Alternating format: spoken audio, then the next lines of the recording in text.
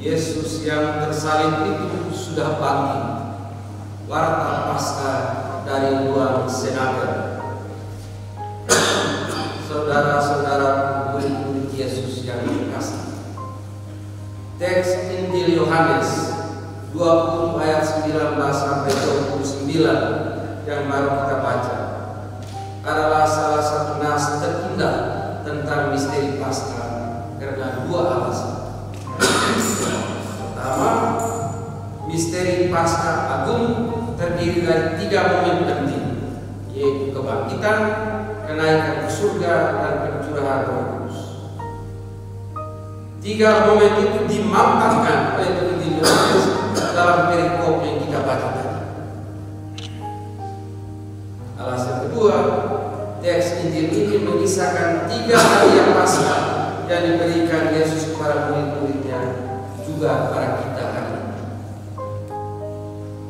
Tetapi untuk mengerti dasarnya warta Paskah, anugerah Paskah yang diberikan Yesus, baiklah kita menoleh sejenak untuk melihat kesedihan para murid ketika Yesus mati di sana. Dalam perang dunia kedua, banyak sekali orang Yahudi di Eropa dikejar-kejar dan dianiaya. Sekitar 6 juta orang Yahudi dibunuh secara kejam, digas, dan dibakar di kamp-kamp konsentrasi. Waktu itu di kota Vilnius hiduplah seorang lelaki Yahudi yang berumur hampir 80 tahun, tapi dia masih kuat dan tetap bekerja sebagai penggali kubur. Di kuburan kota Vilnius, dia menggali satu lubang besar dan di situ dia menyembunyikan beberapa orang Yahudi, di antaranya seorang perempuan yang sedang mengandung. Pada suatu malam, dia mendengar jerit tangis seorang bayi. Perempuan itu telah melahirkan seorang anak laki-laki. Hidup baru lahir di tengah kuburan. Lelaki tua itu menatang bayi itu di tangannya dan berdoa, Yahweh, Allah yang agung, apakah anak ini kau tentukan untuk menjadi Al-Masih bagi kami yang tertindas? Karena siapakah yang bisa lahir di kuburan kecuali Al-Masih? Beberapa hari kemudian, lelaki itu mendengar lagi sebuah tangisan. Ishak sedang yang tertahan. Ternyata sesudah melahirkan, perempuan kurus itu tidak mempunyai air susu untuk anaknya. Si anak hanya sempat menyesap air mata ibunya dan meninggal. Dan dengan itu mati juga harapan terakhir dalam hati penggali kubur tua di Vilnius. Dia ingin menyumpahi langit, dia ingin meludahi bumi, tapi yang keluar dari mulutnya hanya sebuah keluhan lebih pahit dari kematiannya sendiri. Ah Tuhan, kalau di luar di kota-kota itu hanya ada perang dan pembantaian, dan kalau di sini di kuburan hanya ada kematian dan kehilangan, di manakah keselamatan yang kau janjikan kepada umat? Tidak ada jawaban, hanya sunyi yang getir turun menyumbur kuburan itu.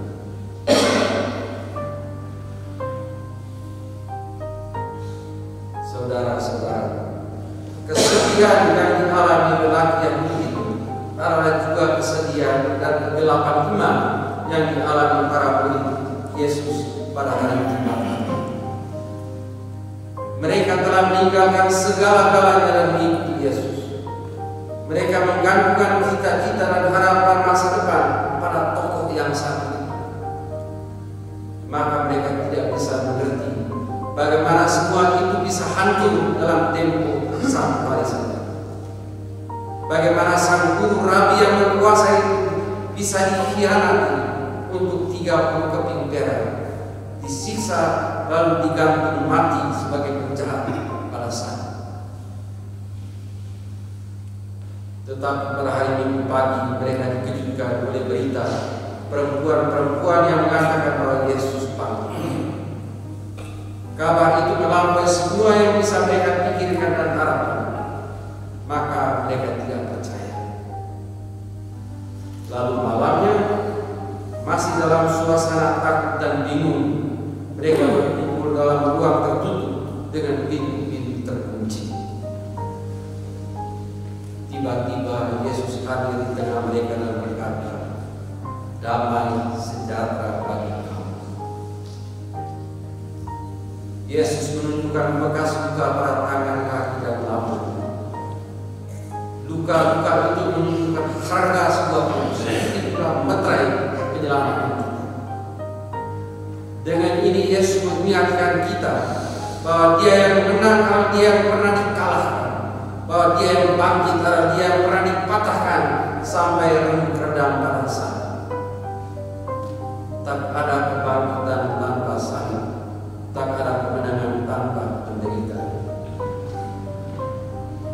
Dan sekarang Yesus yang bangkit memberikan 3 anugerah, 3 hadiah Paskah untuk kita semua. Yang pertama itu tadi, damai sejahtera. Dalam bahasa Ibrani, Shalom. Damai sejahtera bukan sekedar keadaan tenang tanpa perang. Damai sejahtera dalam artian Alkitabiah adalah kepenuhan hidup yang terberkati dalam kesatuan dengan Tuhan. Inilah keteguhan batin di tengah badai kehidupan, sukacita di tengah penderitaan, keteguhan hati yang rahmati. Damai sejahtera bagi kamu. Anugerah kedua, Yesus menghembus nafasnya atas murid-murid dan berkata, "Terimalah Roh Kudus." Kita ingat ketika menciptakan manusia pertama, Tuhan menghembuskan nafas hidup ke dalamnya. Kini Yesus yang bangkit memberikan Roh Kudus, nafas hidup baru yang menjadikan kita anak-anak. Saudara, mari kita tertegun sejenak pada rahasia kekuatan nafas hidup. Nafas hidup lembut, halus. Tapi nafaslah yang mendekatkan tulang punggung dan menguatkan jalinan otot. Kalau satu tulang patah, orang masih bisa hidup. Kalau satu urat putus, orang masih bisa hidup. Kalau nafas putus, orang mati. Bila nafas manusia menyimpan rahasia kekuatan begitu besar, apalagi nafas Tuhan. Nafasnya yang lembut halus dalam ruang kesenangan akan menjadi badai Pentakosta yang menghembuskan musim baru ke tengah semesta dalam melahirkan gereja umat Allah. Nafas Allah itu akan menjelma jadi api yang berpijar di atas para rasul, bernyala tapi tidak membakar, seperti yang dilihat Musa di gunung Midian. Itulah nyala kasih yang menyatukan kembali semua bahasa yang terpecah belah sejak keangkuhan Candi Babel. Dan Yosef Renade berkata, bahasa satu-satunya yang dimengerti oleh semua bangsa ialah bahasa kasih. Maka rasul hanya berbicara dalam bahasa mereka, tapi semua mereka mengerti rata itu dalam bahasa mereka masing-masing. Roh Tuhan mempersatukan. Terimalah Roh Kudus. Anugerah ketiga, pengampunan dosa disertai amanat agar umat Allah menerima rahmat pengampunan. Kita berterima kasih telah menerima rahmat Paskah pengampunan dalam sakramen. Yesus berkata, "Jikalau kamu mengampuni dosa orang, dosanya diampuni. Dan jikalau kamu menyatakan dosa orang tetap ada, dosanya tetap ada." Tetapi kita perlu ingat bahwa Yesus memberikan hadiah Paskah itu bukan untuk dirimu sendiri. Dia menghendaki agar kita meneruskan anugerah penebusan dan belas kasih. Karena itulah sebab memberikan hadiah merayakan hadiah Paskah, dia memberi tugas pengutusan. Sama seperti Bapa mengutus aku, demikian juga sekarang aku mengutus kamu. Inilah kata-kata yang paling mengejutkan dan menakjubkan dalam perikop ini. Yesus mempercayakan tugas pengutusan kepada murid-muridnya. Padahal dia tahu bahwa baru beberapa hari lalu Yudas berkhianat. Petrus menyangka dan semua murid lain lari meninggalkan dia. Bagaimana mungkin dia bisa memberikan tugas pengutusan kepada mereka? Bagaimana mungkin dia memberikan tugas pengutusan kepada kamu sekalian sekarang? Siapakah panglima perang yang akan memberikan tugas komando kepada prajurit pembelot desertir? Tidak. Desertir, pembelot di dalam medan perang selalu ditembak mati. Siapa di antara pemimpin biara yang akan mempercayakan tugas kepemimpinan kepada orang yang pernah menyangkal dan meninggalkan mereka? Tidak pernah. Hanya Yesus yang berkuasa, yang mengetahui segala kelemahan dan dosa kita, dan toh rela mengampuni. Dialah yang memberi tugas pengutusan kepada kita. Sama seperti Bapa mengutus aku, demikian juga sekarang aku mengutus kamu. Dan Yesus sanggup berbuat demikian karena Dia membaharui kita dalam Roh-Nya yang kudus. Hadiah Paskah Yesus menguduskan dan menjadikan kita manusia baru dan saksi cinta kasih-Nya, seperti yang dibuat oleh Rasul Petrus dan rekan-rekan.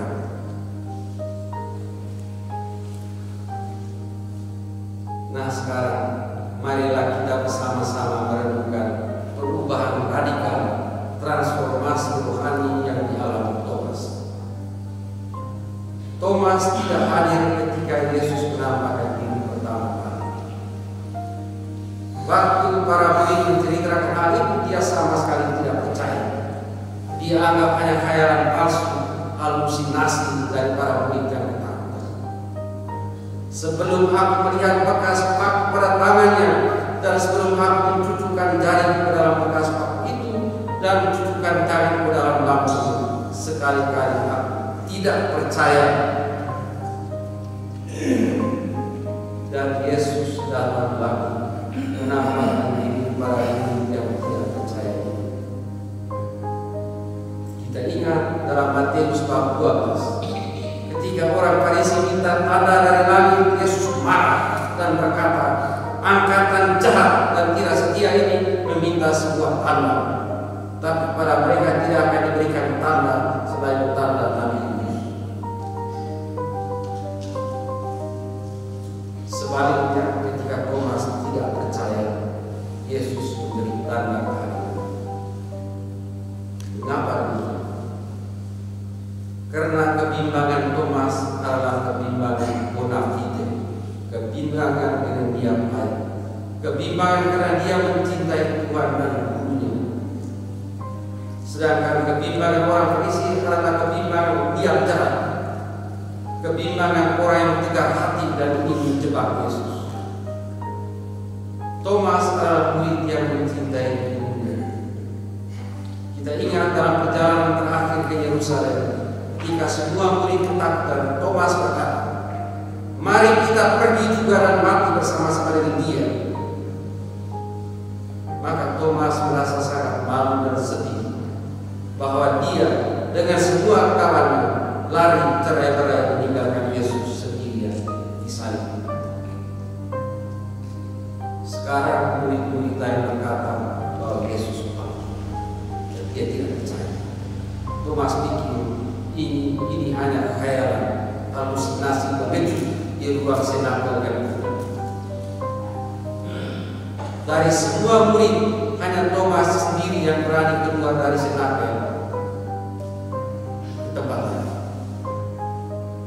Maka Thomas kemudian berkata, biarkan guru saya tercinta beristirahat dalam kamu.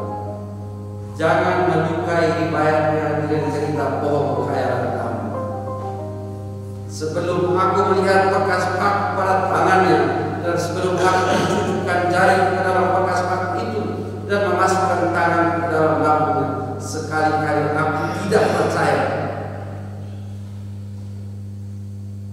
Dan Yesus datang lagi.